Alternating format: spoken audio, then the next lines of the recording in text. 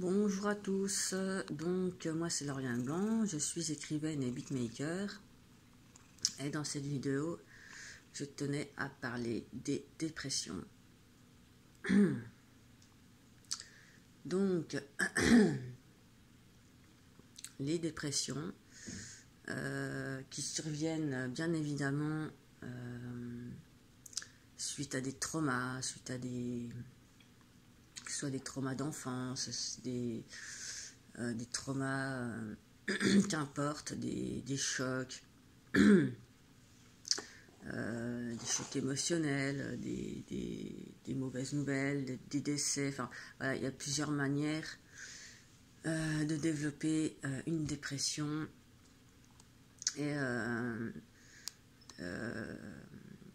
une dépression, bien évidemment, n'a pas le même degré chez tout le monde. Il y a des dépressions légères, il y a des dépressions modérées, et il y a des dépressions sévères.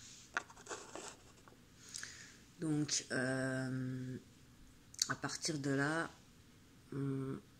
quand on rentre dans cette forme d'épuisement général, j'ai envie de dire, de fatigue et d'épuisement, parce qu'on a vécu des choses lourdes, on a eu un passif chaotique ou ce genre de choses, et du coup, on a tendance à se replier sur soi et à déprimer, donc malheureusement. Donc moi je ne parle pas encore une fois sans connaissance de cause, hein. J'ai fait une dépression extrêmement sévère à mes 16 ans. Et je ne peux pas dire qu'on peut sortir, qu'on peut s'en sortir à 100%, puisqu'il y a toujours des séquelles. Dans le sens où, comme je suis une personne hypersensible, que je suis autiste en finalité, et très certainement avec un TDAH,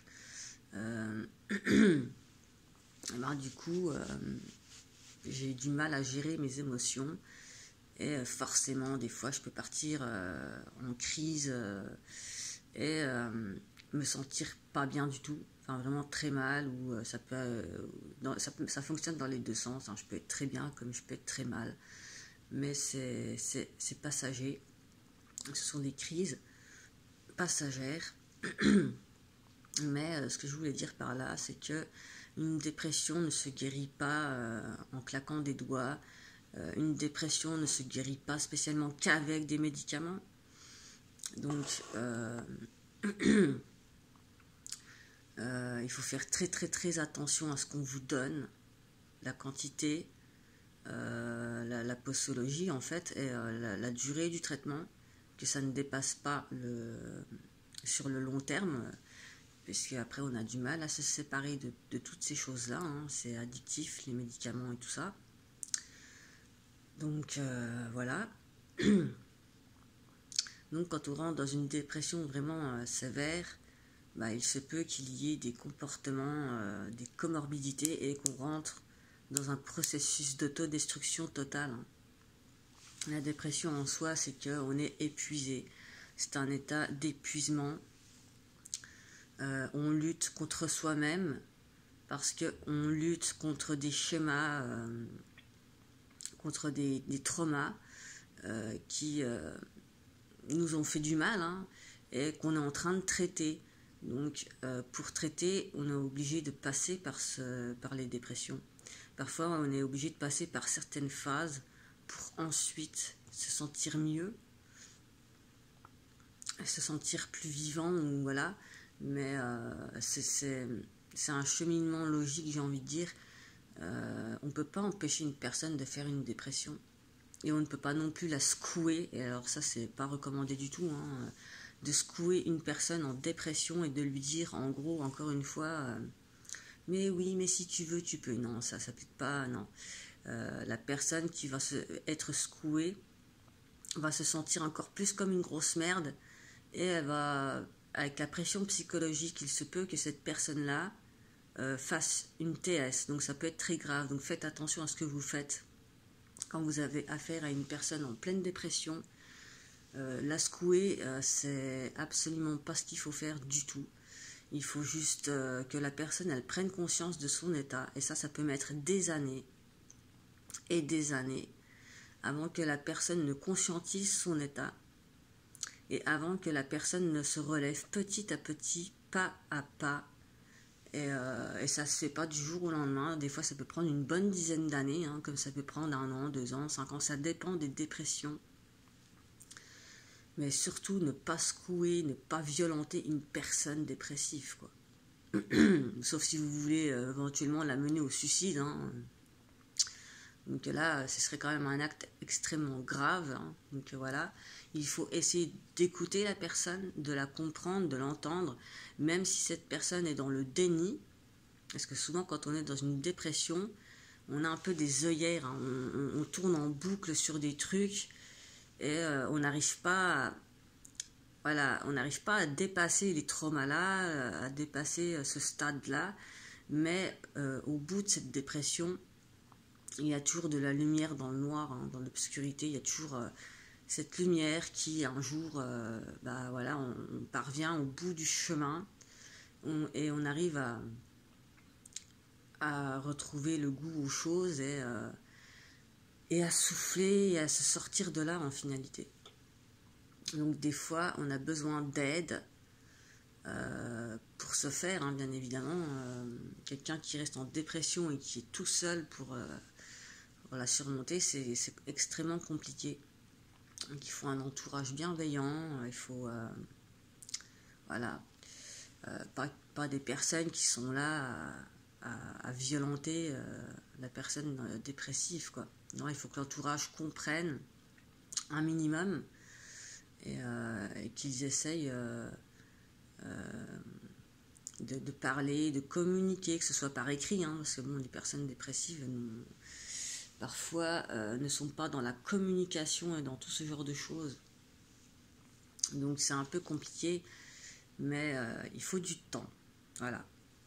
Du temps, de la patience, de la persévérance. C'est pas quelque chose d'anodin, une dépression sévère, hein. C'est quelque chose de très éprouvant, très éprouvant. Donc il y a les comorbidités qui s'accompagnent des dépressions, bien évidemment. Parce que quand on rentre dans l'autodestruction, hein, parce que la dépression, c'est... On s'en fout de tout. On n'a plus de goût à rien. Et comme on a envie de s'autodétruire, hein, parce qu'on a vécu des choses qui nous ont fait du mal, on culpabilise, en plus de ça, de ces choses qui nous ont fait du mal, on culpabilise, on se remet en question sans arrêt, et pourquoi, et si j'avais, enfin voilà, et tout ça. Alors que non, en fait, et comme on culpabilise, on nous a fait du mal et on culpabilise de ça et on s'inflige encore plus de mal, hein, c'est le schéma typique des dépressions, et ben on s'inflige davantage de mal, de différentes manières, diverses et variées. Donc ça peut passer par les troubles alimentaires, donc anorexie, boulimie mentale, hein. Moi j'étais tombée à 38 kilos, hein. Je me laissais crever littéralement, hein. Excusez-moi du terme, mais c'est... Ouais, je me laissais crever à 38 kilos. Et puis je sais pas, après j'ai eu un... Et je me suis relevée, je sais pas pourquoi. Enfin, il y a des fois, il y a des choses qui ne s'expliquent pas spécialement. Donc voilà, il y a les troubles alimentaires qui peuvent rentrer en jeu. Tout ce qui peut détruire la personne. L'automutilation, l'autosabotage, hein, forcément, parce que la personne, dans ce cas-là, elle ne s'aime absolument pas. Elle s'oublie complètement au détriment des autres. Enfin voilà, c'est vraiment un schéma, mais on n'a plus confiance en soi, on ne sait plus qui on est, on s'est perdu en chemin et on se détruit par le biais des addictions, par le biais des drogues, par le biais des médicaments, par le biais de l'alcool, par le biais de tout ce qui peut nous détruire en finalité. Donc voilà quoi, on se laisse mourir, on s'inflige du mal physiquement, on peut voilà, s'automutiler et ça peut aller extrêmement loin. Et malheureusement, parfois, des personnes se suicident. Donc, pour éviter ça, écoutez ces personnes en détresse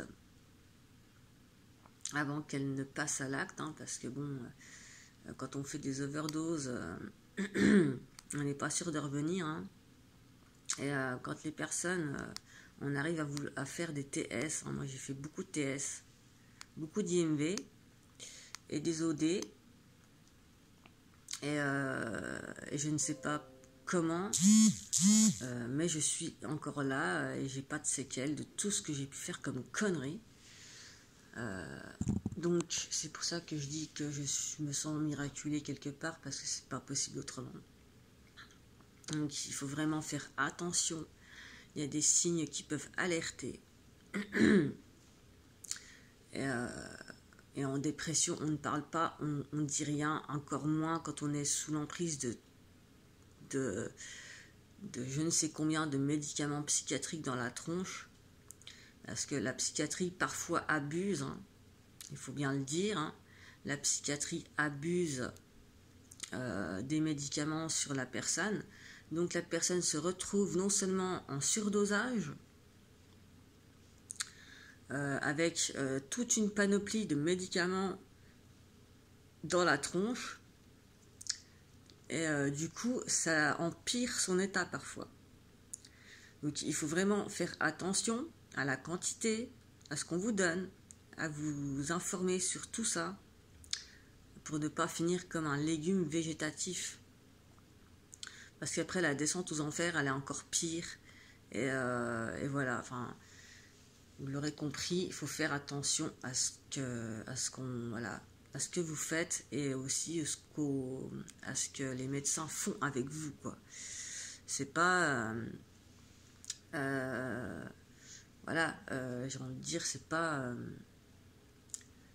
anodin, hein. Moi je me suis retrouvée avec 12 médicaments dans la tronche, je bavais, j'étais plus moi, j'avais le regard, il était parti dans le vague, dans le vide, hein. J'étais complètement ailleurs, j'étais plus là. Et pour sortir de cet état, c'est extrêmement compliqué. Pareil, il ne faut pas arrêter un traitement brutalement, surtout des traitements à base de benzodiazépine, puisque ça peut être mortel. Donc n'arrêtez surtout pas vos traitements d'un coup, au risque de décompenser, ou au risque du pire. Hein. Donc quand on décompense, hein, encore une fois je ne parle pas sans connaissance de cause, ça peut ressembler à un délirium tremens. Et quand on a l'impression qu'on ne va plus jamais se retrouver dans cette espèce de folie infernale, je peux vous assurer que ça fout vraiment les boules. Et quand vous êtes en train de convulser et que vous êtes dans un état de délire total, et vous êtes à côté de vous, et vous vous dites, en fait, je ne vais jamais y arriver, je ne vais pas me retrouver, je ne vais pas revenir à moi-même. Et vous sentez que vous avez perdu... vous n'êtes plus en phase avec vous, et que ça déconne complètement, et que vous vous enfoncez, et que vous n'arriverez jamais à vous retrouver. Mais du coup, il faut reprendre son traitement initial pour vraiment tout restabiliser comme c'était, en espérant que vous ne fassiez pas ça, puisque bien évidemment c'est très très très très très dangereux, et c'est un truc horrible à vivre. C'est vraiment un enfer, c'est une horreur, c'est horrible à vivre. Donc voilà, plutôt que de s'autodétruire, essayez d'écrire si vous n'avez pas trop envie de parler. Essayez d'écrire aux personnes ce qui vous embête, ce qui ne va pas, tout simplement. Tout ce qui ne va pas, vous pouvez l'écrire aux personnes de confiance dans votre entourage qui sont à l'écoute, sans jugement, sans rien, et qui peuvent vous aider, ou à des professionnels de santé qui ne font pas n'importe quoi, n'importe comment avec vous. Donc il faut vraiment que vous vous tourniez vers des personnes qui peuvent vous aider à surmonter cette épreuve, cette étape horrible, et à limiter les dégâts, pour ne pas rentrer dans les addictions, parce que bon, parfois, voilà, quand on y rentre, on n'y sort pas parfois, donc c'est...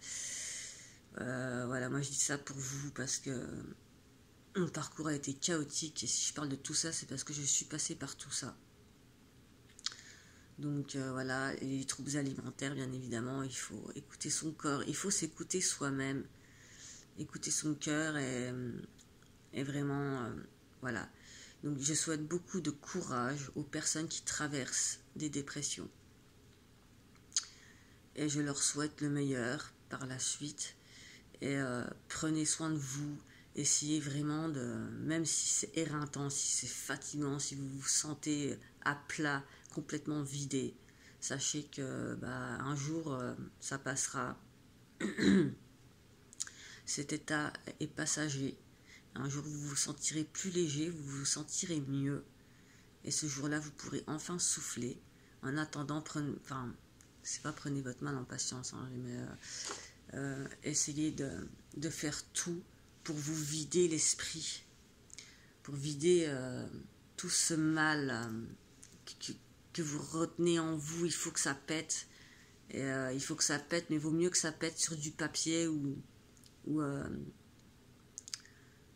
envers du personnel, que vous crachez tout ce que vous avez, quoi, en fait, sur le cœur et tout ça.